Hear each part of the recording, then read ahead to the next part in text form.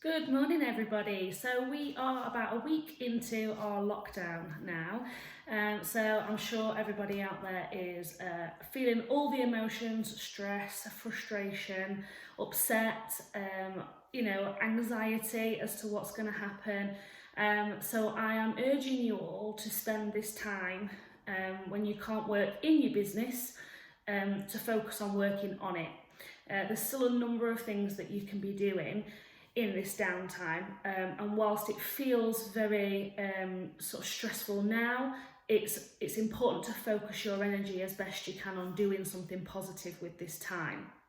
So there's 8 things that you can be doing to work on your business during this time, this period of downtime. So the first one, obviously, is to get online. Get on www.gov.uk. Okay, on there will be information about what you are eligible for, both if you are self-employed or employed, and also obviously if you've got business premises, there are grants available, so you need to look at your local council website. That's the council that you pay your business rates to, or you get your small business rates relief from, and apply on their website for the grants that are available to you. So I urge you all, if you haven't done it already, take the time to log on, have a look, see what you're eligible for, and make sure you apply. The sooner you apply, the more likely you are to receive your money in a shorter time frame. If they've got all the information that they need, then there shouldn't be any barriers to you receiving that grant, etc. So number 2 is do a gap analysis on your business. You know, this is a really good opportunity for you to sit down and be really objective about your business. It's a great opportunity to do a full analysis of where your business is at right now. If anybody wants to do a gap analysis on their business, then drop me an email, hayley@iecos.co.uk. That's hayley@iecos.co.uk. I'm happy to send you a link to my gap analysis questionnaire, where you can do a gap analysis and you can really sort of be objective about your business. So that's another really useful thing you can be doing, because it gives you a guide on what you need to be working on to improve your business and take it to the next level. So number 3 is do a SWOT analysis on your business. Sounds really cheesy, SWOT analysis, but I do use them all the time. Again, it's a good opportunity for you to be objective, and to look at your strengths, your weaknesses, your opportunities, your threats. I mean, despite the fact that we're going through our global pandemic at the moment, there will be opportunities that will come from this. So whilst, yes, it feels very negative, very stressful, there will be opportunities and we will come through this. So it's good to look at the opportunities that the future might bring. Number 4, do a SWOT analysis on yourself. You know, it's a good opportunity for you to actually take a long, hard look at yourself, what you feel are your strengths and weaknesses, opportunities and threats, or even send it around your colleagues and ask your colleagues to do a SWOT analysis on you, and vice versa, because sometimes they might be able to give you feedback that you perhaps not thought of. So a little bit of sort of professional self-development is a really good opportunity to do it. You've got the time, so utilise it. And you might learn something about yourself, and how you are perceived by your colleagues, or how you perceive yourself when you actually sit back and look at it. It's quite an interesting exercise. It's something I do quite a lot for myself, but also within the teams that I work in. So do a SWOT analysis on yourself. You'll be interested. You'll be surprised at the results, I'm sure. Number 5 is be as visible as possible. Okay, video chat, emails, social media. Now more than ever, your audience is exactly where you want it to be. It's ready and it's available to listen to what's going on with you, with your business, and how you can help them. Okay, an example is, hairdressers. I'm seeing a lot about not putting box colours on your hair in this period of downtime. Why not? I'm not an overly high maintenance person. I do use box colours because I've never known anything different. So why wouldn't I use box colours? So information that people can be finding out about your business and about why to or not to do things. Another example, going down the hairdressing route here.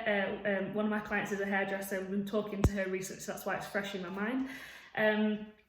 in terms of things that you can do in homemade products that you can put on your hair to help it, you know, fight the dead ends and things like that. So that's little hints and tips that you can be giving your clients. And obviously that's just ones for hairdressing, but I'm sure, you know, if you're a personal trainer, if you're a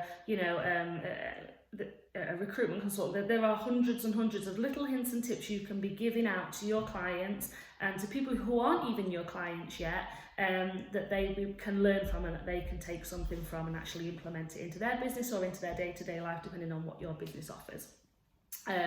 So be visible on social media and email chats, etc. Number 6, seriously think about your plans. Okay, yes, we're in a pandemic at the moment and we're on shutdown, on lockdown, whatever you want to call it, but this is going to end. You know, we're not going to be in this situation forever.